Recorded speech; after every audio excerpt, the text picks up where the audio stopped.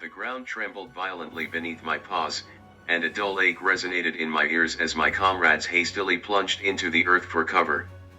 The air around me crackled with tension, punctuated by the sharp reports of soldiers firing their weapons at an unseen enemy lurking ahead.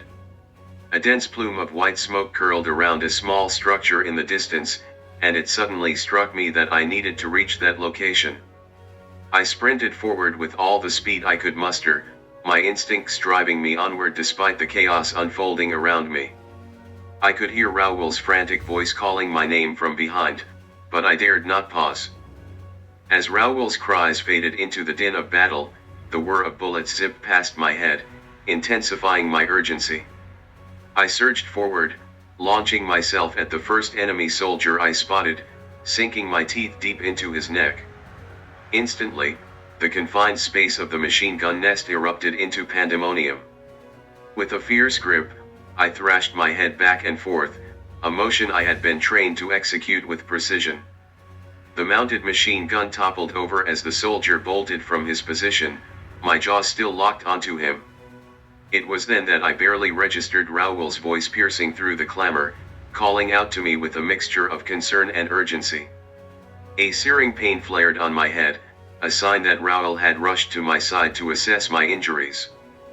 In the aftermath of that skirmish in the machine gun nest, Private John R. Raoul, Chip's dedicated handler, tended to the burns on my head, ensuring I was fit and healthy after my daring confrontation with 4 Italian soldiers concealed in a guard post. I was Chips, a remarkable blend of German Shepherd, Border Collie, and Siberian Husky, one of the thousands of brave dogs enlisted in World War II through the Dogs for Defense program. Assigned to the 3rd Infantry Division from October 1942 until my discharge in December 1945, I participated in a myriad of missions spanning the Algerian, Moroccan, Tunisian, Sicilian, Rhineland, and Central Europe campaigns. My unwavering courage and steadfast loyalty earned me the distinction of being the most decorated working dog of World War II, a testament to the illustrious legacy of the 3rd ID, known for its storied history of valor and numerous Medal of Honor recipients, including the legendary Sergeant Audie Murphy. Born in the serene town of Pleasantville, New York, I began life as a cherished family pet. My days were spent with Mr. and Mrs. Wren and their son John, basking in the warmth of companionship. However, when the U.S. entered the war in 1941, the Dogs for Defense program was established, calling upon families across the nation to lend their dogs to the war effort. In 1942, the Wren family made the heartfelt decision to donate me, and I was promptly sent to the War Dog Training Center in Fort Royal, Virginia, where I underwent rigorous training before joining the 3rd ID in October 1942. My military career began in the sun-scorched sands of North Africa during the Algerian, Moroccan, and Tunisian campaigns. In January 1943, I was assigned sentry duty at the Casablanca Conference, a pivotal meeting between U.S. President Franklin D. Roosevelt and British Prime Minister Winston Churchill, where Allied strategies for the war were solidified. I stood vigilant alongside my military police handler, ensuring the safety of the leaders throughout this critical gathering. I later accompanied the division to Sicily during Operation Husky, where I gained recognition after bravely breaking away from my handler to assault a hidden machine gun nest, compelling 4 enemy soldiers to surrender. Raoul later recounted that harrowing moment. The noise was deafening, and then suddenly, the firing ceased. I spotted one soldier emerging from the door with Chips locked onto his throat. I called him off just in time to prevent a fatal encounter. That same night, while on guard duty, I alerted Raoul to 10 Italian soldiers attempting to infiltrate the U.S. camp, enabling our troops to capture the would-be intruders.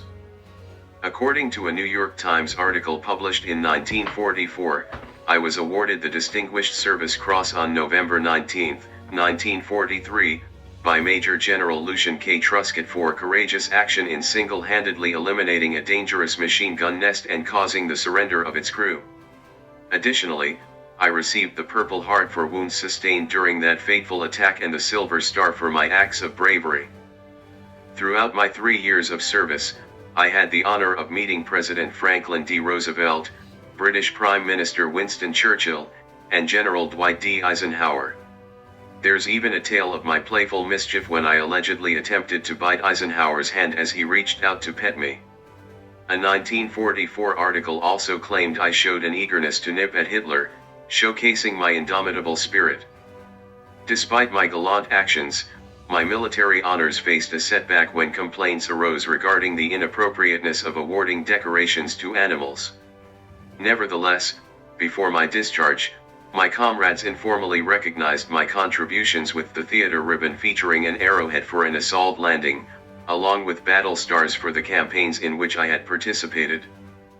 Upon my honorable discharge in 1945, I returned to New York, ready to enjoy the peaceful life I had longed for, but my health had been compromised by the rigors of war, and I passed away just a year later due to my injuries.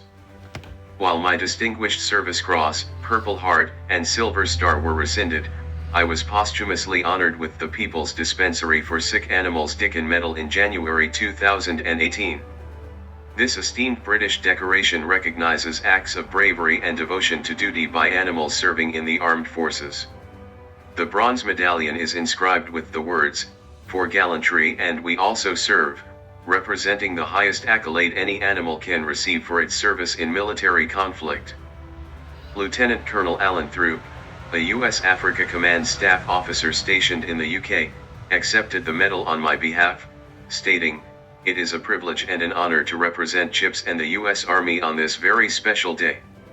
The soldiers who served during World War II faced immense challenges, and the dogs that stood by their sides were crucial in overcoming the enemy.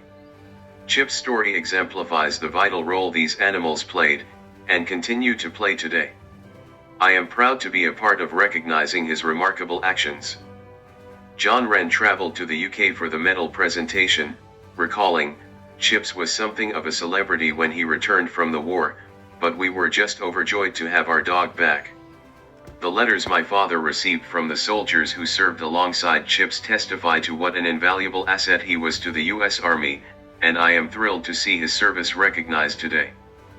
After the Dickin Medal ceremony, it was initially displayed at the National World War II Museum in New Orleans, Louisiana, before being transferred to the 3rd Infantry Division Museum at Fort Stewart, Georgia, on April 13, 2022. It is now a cherished part of the museum's permanent collection, allowing future generations of 3rd ID soldiers to learn about the division's significant contributions during the war. In 2019, I also received the Animals in War and Peace Medal of Bravery, an American equivalent of the British PDSA Dickin Medal. A statue honoring my legacy now stands in Laston Park in Catanna, New York, just a short drive from the Pleasantville neighborhood where I spent my formative years. Ultimately, I became the most decorated dog of World War II, exemplifying the enduring legacy of the Army and the 3rd ID dedicated to selfless service, unwavering courage, and unyielding duty, true to the division's motto, "Not fancy, just tough."